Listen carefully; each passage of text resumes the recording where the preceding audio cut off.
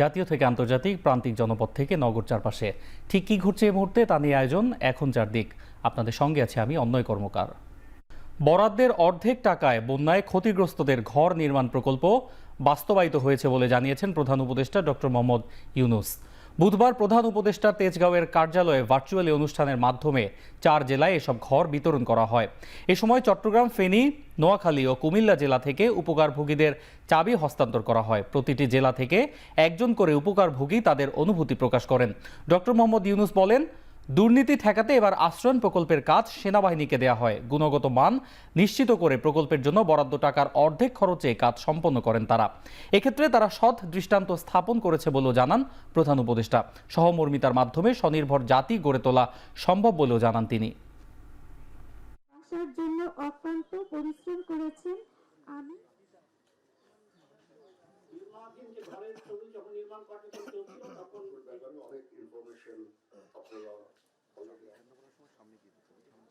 তো নানাভাবে প্রস্তাব আসছিল যে বাড়ির জন্য টাকা দিতে হবে।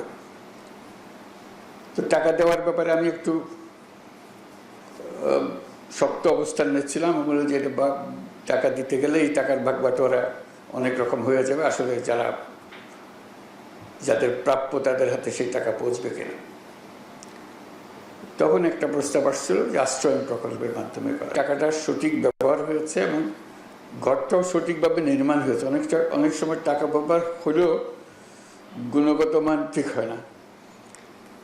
আজকে গুণগত মানের ব্যাপারেও আশ্বস্ত হলাম এবং টাকাটা যে ব্যবহার হয়েছে, আমরা যে টাকা দিয়েছিলাম তার অর্ধেক টাকাতে কাজটা করেছে। ওটা উল্টো খবর। সাধারণত যে টাকা দেওয়া হয় তার থেকে দ্বিগুণ আবার চাওয়া হয়। এটা যা দেওয়া হয়েছিল তার অর্ধেক ব্যবহার হয়েছে। প্রধান উপদেষ্টা ডক্টর মোহাম্মদ ইউনূস বলেছেন, বর্তমান বাস্তবতায় যুদ্ধের প্রস্তুতি না নেওয়া আত্মঘাতী। ভারত পাকিস্তান যুদ্ধ লেগে যাবার শঙ্কার কথা জানিয়ে তিনি বলেন, যুদ্ধ কাম্য নয়, তবে যে কোনো পরিস্থিতিতে যুদ্ধ মোকাবিলায় প্রস্তুত থাকার আহ্বান জানান তিনি। কুর্মিটোলায় বিমান বাহিনীর বার্ষিক মহড়া আকাশ বিজয় অনুষ্ঠিত হয়। মহড়া উপভোগ করেন প্রধান উপদেষ্টা। আকাশে বিমান সেনারা নানা যুদ্ধ কৌশল আর শক্তিমত্তা প্রদর্শন করেন। এর মধ্য দিয়ে বাংলাদেশ বিমান বাহিনী তার সক্ষমতা তুলে ধরে। পরে বক্তব্য দেন প্রধান উপদেষ্টা, বলেন যুদ্ধের জন্য প্রস্তুত থাকতে হবে।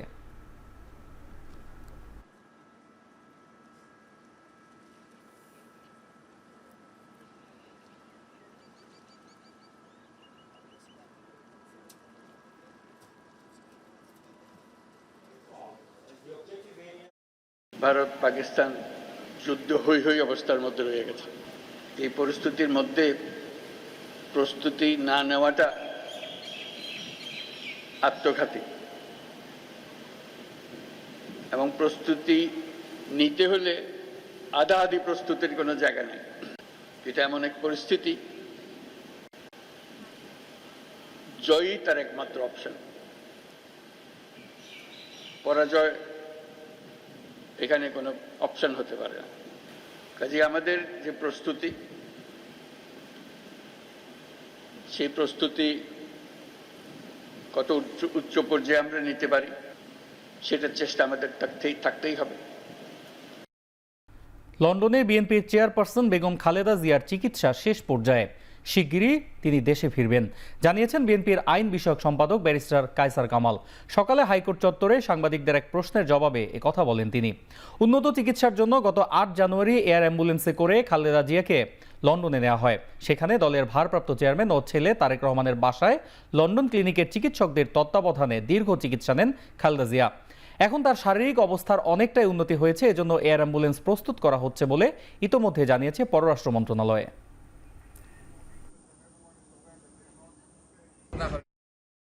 প্রত্যেকটা রাজনৈতিক দলের সাথে পরামর্শক্রমে তাদের সাথে আলাপ আলোচনার ভিত্তিতে কোনো ধরনের সিদ্ধান্ত যদি নেওয়া যায়, রাজনৈতিক দলের পরামর্শের ভিত্তিতে নেওয়া যেতে পারে। বাট এককভাবে এই সরকার কোনো সিদ্ধান্ত নেওয়ার অধিকার রাখে না। দেশনেত্রী বেগম খালেদা জিয়ার চিকিৎসা প্রায় সম্পন্ন হয়েছে এবং চিকিৎসকদের পরামর্শক্রমে সহসায় তিনি দেশে ফিরবেন ইনশাআল্লাহ। আমরা সেই প্রত্যাশাতেই আছি। 2001 সালে রমনা বটমূলে ছায়ানটের বর্ষবরণ অনুষ্ঠানে বোমা হামলার ঘটনায় মৃত্যুদণ্ডপ্রাপ্ত আসামিদের ডেথ রেফারেন্স ও জেল আপিলের শুনানি শেষ। রায়ের জন্য 8 মে দিন ধার্য করেছেন হাইকোর্ট। সকালে বিচারপতি মোস্তফা জামান ইসলাম ও বিচারপতি নাসরিন আক্তারের বেঞ্চ রায় ঘোষণার দিন ধার্য করেন। 2014 সালের 23 জুন বহুল আলোচিত রমনা বটমূলে বোমা হামলার মামলার রায় ঘোষণা করেন ঢাকার দ্বিতীয় অতিরিক্ত মহানগর দায়রা জজ আদালত।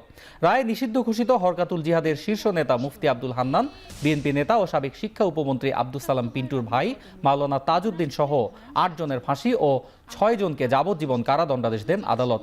রায়ে মৃত্যুদণ্ডপ্রাপ্ত প্রত্যেককে 50,000 টাকা করে জরিমানাও করা হয়। অনাদায়ে আরও 1 বছর করে কারাদণ্ডাদেশ দেন আদালত।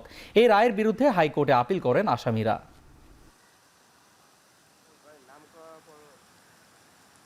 সরকার পরিবর্তন হয়, চার্জশিটও পরিবর্তন হয়। যখন সরকার একটা থাকে তখন চার্জশিট এক ধরনের হয়, সরকার পরিবর্তন হয়ে গেল আসামি অন্য লোক হয়ে যায়।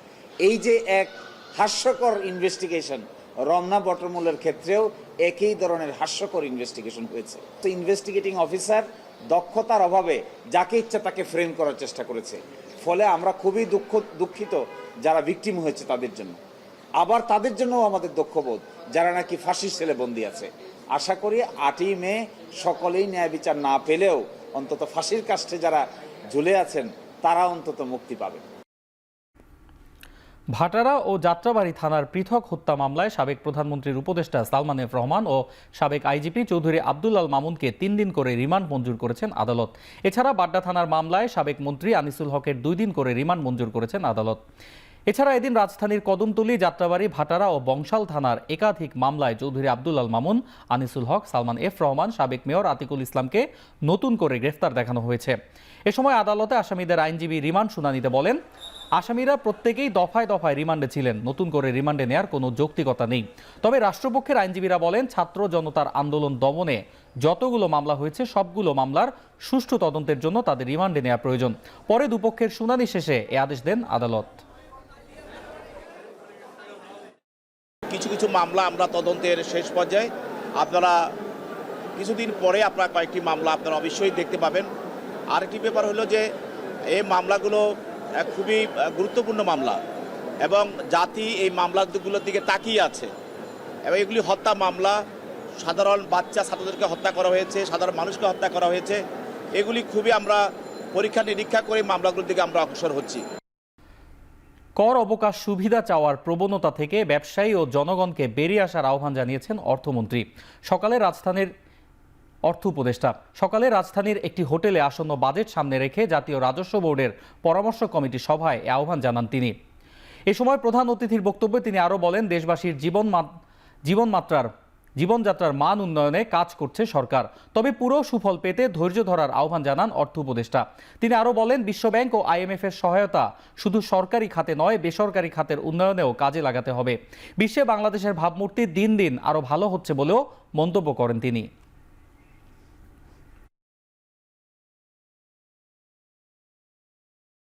একটা জিনিস আপনাদের মনে রাখতে হবে যে এক্সেমশনস এবং এই যে কি রেয়াতের যুগ চলে গেছে, কিন্তু in fact I am in mood of eliminating most of the exemptions. এটা আমরা অনেক প্রেশারে আছি, আমাদের রাজস্ব বাড়াতে হবে, আবার ওইদিকে আমার সরকারও চালাতে হবে, আপনাদেরকেও ইনসেন্টিভ দিতে হবে, সেখানে তো টাকা পয়সা দরকার।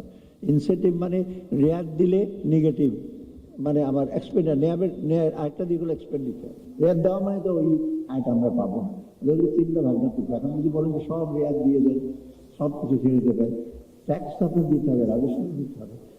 সরকারি চাকরিজীবীদের মধ্যে টাইম স্কেল ও সিলেকশন গ্রেড প্রাপ্তরাও উচ্চতর গ্রেড পাবেন বলে রায় দিয়েছেন আপিল বিভাগ। সকালে ভারপ্রাপ্ত প্রধান বিচারপতি আশফাকুল ইসলামের নেতৃত্বে আপিল বিভাগ এ রায় দেন। এর ফলে প্রায় 15 লাখ সরকারি ও স্বায়ত্তশাসিত প্রতিষ্ঠানের কর্মকর্তা কর্মচারীরা এই সুবিধা পাবেন। এর আগে 2017 সালের ফেব্রুয়ারিতে সরকারি চাকরিজীবীদের স্বয়ংক্রিয়ভাবে উচ্চতর গ্রেড পাওয়ার বিষয়ে অর্থ মন্ত্রণালয়ের দেয়া আদেশ অবৈধ ঘোষণা করেছিলেন হাইকোর্ট। সংক্ষুব্ধ চাকরিজীবীদের এ সংক্রান্ত এক রিট আবেদনের পরিপ্রেক্ষিতে রায় দিয়েছিলেন হাইকোর্ট। পরিপত্রে বলা হয়েছে, একই পদে কর্মরত কোনো সরকারি কর্মচারী 2 বা তার বেশি টাইম স্কেল বা সিলেকশন গ্রেড পেয়ে থাকলে নতুন পে স্কেল অনুযায়ী তিনি উচ্চতর গ্রেড পাবেন না। তবে ইতোমধ্যে একটি মাত্র টাইম স্কেল অথবা সিলেকশন গ্রেড পেলে নতুন স্কেলে শুধু একটি উচ্চতর গ্রেড পাবেন।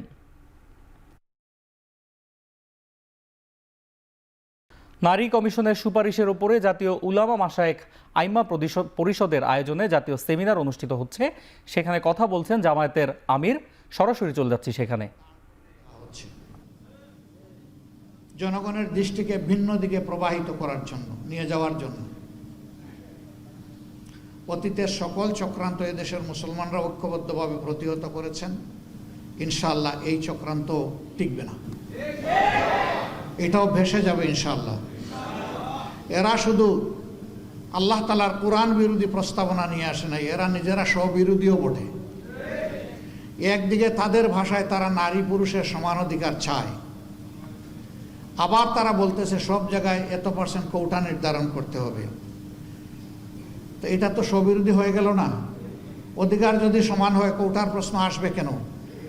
যার যার যোগ্যতা প্রমাণ করে নিজ জায়গায় চলে যাও, তাইলে তো কোটার দরকার নাই। কোটা দেওয়া হয় পিছিয়ে পড়া বংশকে তাদেরকে সুযোগ দেওয়ার জন্যে। নারীরা এই দেশে পিছিয়ে পড়ে নাই। নারীরা আমাদের মা, আমাদের বোন, আমাদের কন্যা, আমাদের ইজ্জত এবং সম্মানের প্রতীক। এরা তার সব কিছু তছনছ করে দিতে চায়। পরিবারে পরিবারে এরা দাঙ্গা লাগাতে চায়। এখানে প্রস্তাবনায় ম্যারিটাল রেপ বলে একটা কথা এসেছে। রেপ তো রেপই, রেপ তো দুইটা অসৎ পুরুষ আর নারী যখন একত্রিত হয় বিবাহ বহির্ভূত পন্থায়, সেটার নাম রেপ হবে। বিবাহিত জীবনে রেপের প্রশ্ন আসলো কেন? এর মাধ্যমে স্বামী স্ত্রীতে ঝগড়া লাগিয়ে আমাদের আদালতগুলোতে এই মামলা দিয়ে পরিপূর্ণ করে দেওয়া এদের উদ্দেশ্য। এরা সমাজের বিপর্যয়ের জন্য এই প্রস্তাবনাগুলো এনেছে। এই জন্য আবারও বলি, A to Z আমরা এই কমিশনই মানি না। কিসের ওদের আবার রিপোর্ট? কমিশন থাকলে রিপোর্ট হবে। যদি এই সংক্রান্ত নারীদের অধিকারের কোনো জায়গা যদি ক্ষুণ্ণ হয়ে থাকে, সেটাকে যদি আবার সামনে আনতে হয়, তাহলে অবশ্যই দেশের বেশিরভাগ মানুষের ঈমান, আকীদা, তাহজিব, তামাদ্দুনের উপরে যারা বিশ্বাস রাখেন তাদেরকে বাদ দিয়ে নয়, তাদেরকে প্রাধান্য দিয়েই কমিশন গঠন করতে হবে। এই কমিশনে দুঃখজনকভাবে সেই রকম একজন নারীকেও রাখা হয়নি। এখানেই তো এটা পক্ষপাত দুষ্ট। আমরা এটা মানব না, আমাদের সাফ কথা, এটা মানব না আমরা। এর জন্য কোনো আন্দোলনেও আমরা যেতে চাই না, কিন্তু যদি আমাদেরকে বাধ্য করা হয় অবশ্যই আমরা আন্দোলনে যাব।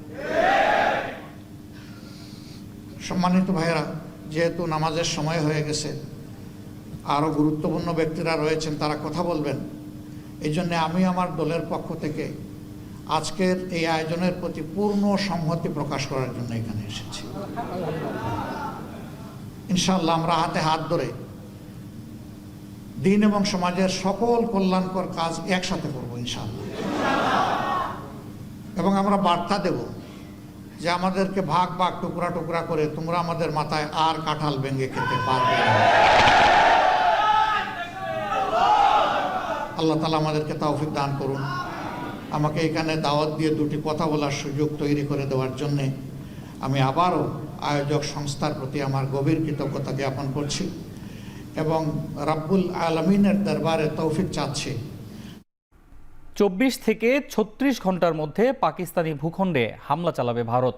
গোয়েন্দা তথ্যের ভিত্তিতে বুধবার ভোররাতে বার্তা দেন পাকিস্তানের তথ্যমন্ত্রী। এর আগে সংবাদ সম্মেলনে পাকিস্তানের সেনাবাহিনী তাদের ভূখণ্ডে সন্ত্রাসী কার্যকলাপে ভারতীয় সেনা সদস্যদের জড়িত থাকার অভিযোগ করে প্রমাণ হিসেবে উপস্থাপন করেন বেশ কিছু অডিও ক্লিপ। ভারতের বিরুদ্ধে রাষ্ট্রীয় সন্ত্রাসবাদের অভিযোগে অকাট্য প্রমাণ উপস্থাপনের দাবিও করে পাকিস্তান সেনাবাহিনী। হামলার সপ্তাহ পেরিয়ে গেলেও ইসলামাবাদের বিরুদ্ধে আনীত অভিযোগের সপক্ষে কোনো প্রমাণ দিতে পারেনি নয়াদিল্লি। তা সত্ত্বেও মঙ্গলবার রাতে পাকিস্তানের বিরুদ্ধে যে কোনো ধরনের অভিযান পরিচালনায় পূর্ণ স্বাধীনতা দেন ভারতের প্রধানমন্ত্রী নরেন্দ্র মোদী।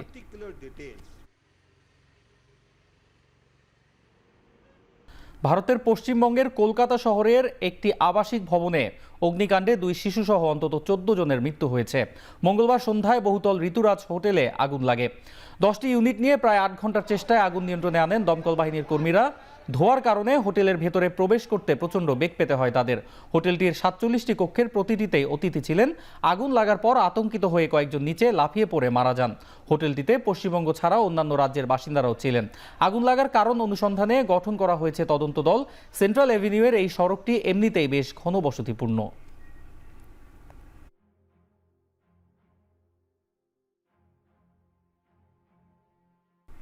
শেষ করছি এখন চারদিক। এখন টেলিভিশন ওয়েবসাইট দেখতে ভিজিট করুন www.ekon.tv, ফেসবুক দেখতে ভিজিট করুন facebook.com/tv.ekon, ইউটিউবে দেখতে ভিজিট করুন youtube.com/c/ekontv।